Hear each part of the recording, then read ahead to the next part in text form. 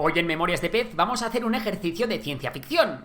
O quizás no es tanta ficción. Para ello vamos a cruzar el charco, o el estrecho de Panamá, si nos ves desde Sudamérica, y vamos a ubicarnos en el país del dólar. Habiendo pasado ya un buen tiempo desde el asalto al Capitolio, la población sigue muy polarizada. Y nosotros nos preguntamos, ¿a qué nos puede llevar esto? No os despeguéis del asiento porque hoy vamos a responder a una terrible pregunta. ¿Podría estallar otra guerra civil en Estados Unidos?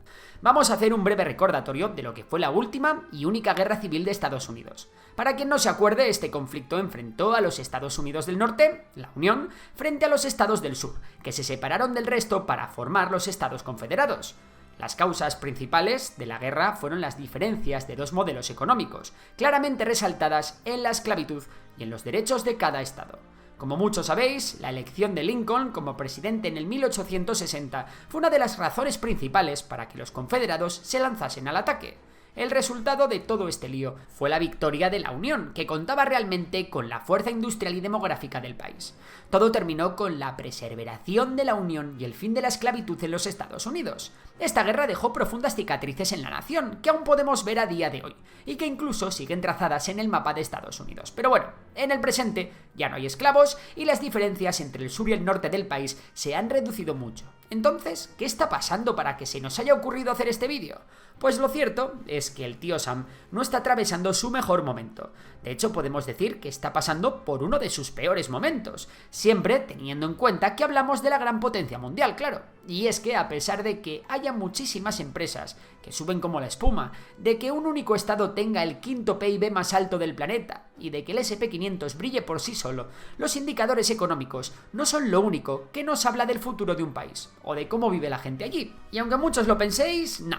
Trump no es el culpable de todo esto. De hecho, parece que la aparición de este ser extravagante y populista es más una consecuencia que una causa del mal que asola a los States desde hace ya un tiempo. El asalto al Congreso por parte de los seguidores del magnate en el año 2021, una escena que parecía sacada de una película distópica, tiene sus raíces en las mismísimas bases de la política estadounidense. Por cierto, otra película distópica es la de Civil War, que ha hecho que muchos de nosotros nos pongamos a debatir sobre la posibilidad de que este evento tan chungo ocurra. Lo cierto es que alguien ya había intentado explicar esto antes que nosotros y con mucho más esfuerzo. La politóloga Barbara Walter identifica 4 factores determinantes que preceden a las guerras civiles. 1. La aparición de la anocracia, que no significa que los políticos gobiernen como el culo, aunque de eso haya mucho. Digamos que una anocracia sería una mezcla de democracia con muchas injusticias y prácticas autoritarias. 2. El faccionalismo o divisiones étnicas, religiosas o culturales. En resumen, la polarización. 3. La pérdida del poder por parte de un grupo social. Y 4. La pérdida de la esperanza en el sistema tras procesos de cambio fallidos. ¿Ha ocurrido todo esto allí? Vamos a ver el primer factor, la anocracia. Me diréis, Estados Unidos es claramente una democracia, ¿no? Bueno, pues según el índice Polity4, que se usa para medir el nivel de democracia-autocracia de los países, en 2015 Estados Unidos tenía un +10. Vamos, que Estados Unidos era una democracia plena. En 2021, este mismo indicador puntúa a Estados Unidos con un +5. Este índice tiene en cuenta cosas como la separación de poderes, las restricciones al poder ejecutivo, la competitividad y la apertura en las elecciones. Y sí, ahora sí que podemos acordarnos de Trump. Vamos con el 2. Venga, Estados Unidos se encamina a una anocracia, pero ¿qué hay de la polarización? Bueno, pues según el CSIS, el número de grupos extremistas de derecha ha aumentado en un 50% únicamente desde 2017 hasta 2021. En cuanto a la polarización electoral, sabemos que el porcentaje de votantes que ven al partido opuesto de manera muy desfavorable aumentó del 21% en el 1994 al 58% en el año 2020. En prácticamente todos los temas que tocan de cerca la política estadounidense, la opinión se ha polarizado. Los proarmas son cada vez más proarmas, mientras que los que buscan la prohibición de estas cada vez tienen más clara su posición. Esto mismo pasa con el aborto, el cambio climático y con una infinidad de cosas. Y es que en la década de los 90 los republicanos y demócratas mostraron mucho mayor grado de acuerdo. Para que os hagáis una idea, para los republicanos el cambio más significativo fue la idea de que el gobierno federal tiene demasiado poder, con un 39% de los republicanos de acuerdo con esa noción en 2002, frente a un 82% que estaban de acuerdo en 2016. En el bando demócrata, el mayor cambio fue la favorabilidad hacia Cuba, pasando del 32% en 2002 al 66% en 2017.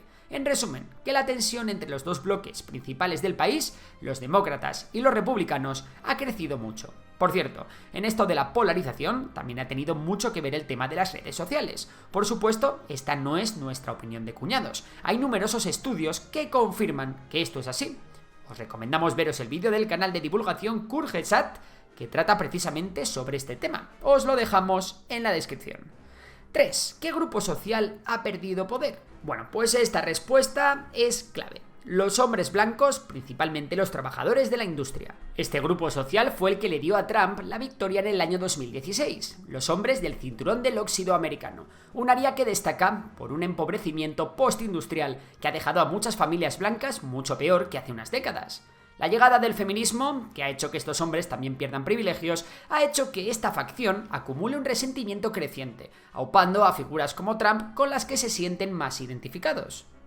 4. Llegamos finalmente a la pérdida de confianza en el sistema. Mientras que los jóvenes y afroamericanos no se identifican con Biden y dan la espalda a los demócratas, los republicanos lo hacen de forma muy distinta. Y es que la negativa del expresidente Donald Trump a aceptar los resultados de las elecciones de 2020 y los subsecuentes intentos de varios estados para cambiar las leyes electorales han minado la integridad electoral. Según una encuesta, el 55% de los votantes republicanos creían que las elecciones de 2020 fueron robadas.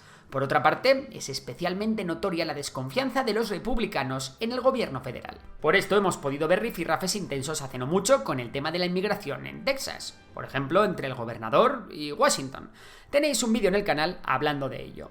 Vamos, que la desconfianza en los políticos es evidente. El mismo FBI ha informado de un aumento en los incidentes de violencia política. La politóloga Barbara Walter no ha sido la única en hablar de este tema. Peter Turchin es un zoólogo multidisciplinar que trabaja en cliodinámica, un campo que combina historia con varias ciencias sociales y usa grandes cantidades de datos históricos en modelos matemáticos para predecir el comportamiento de las sociedades. Sería un poco como el data science de la historia. Hay que entender que dentro de este campo hay mucho margen de error, y los mismos científicos lo tienen en cuenta. Aún así, con este margen de error, las conclusiones de Turchin son claras. Estados Unidos está iniciando un proceso turbulento que puede llevar a su implosión. Una implosión que puede que ya esté ocurriendo y que puede tener varios síntomas observables.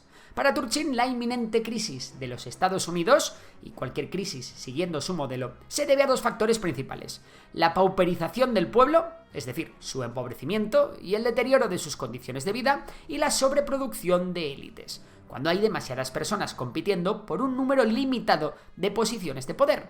Esto genera conflictos internos y una insatisfacción entre aquellos que no logran alcanzar estas posiciones.